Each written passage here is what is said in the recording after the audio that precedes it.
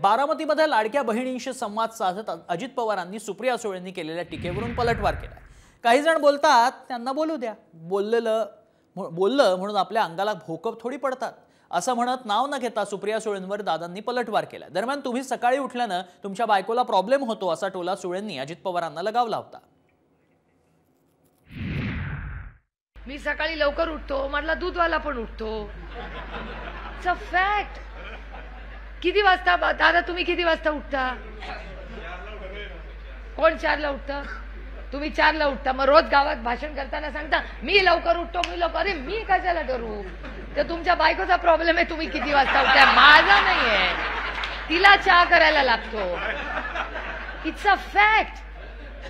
हे बघा, आदरणीय पवार साहेब आजपर्यंत कधी भाषण केलं असं की मी लवकर उठतो, मी आजारी आहे, माझं वय झालं, तेवलं म्हणतात हे माझं वय नाही काढायचं। इतर जण काही काही बोलतात, बोलू द्या, आपल्या अंगाला भोकं पडत नाही। काही जण सांगतात अरे सकाळी कोण उठा म्हणतं, आम्ही कुठं म्हणलं की तुम्ही उठा म्हणता? कोण म्हणतं सकाळी दूधवालाही सकाळी उठतो ना, मी कधी म्हणलं दूधवाला दुपारी उठतो? मी म्हणलोच नाही।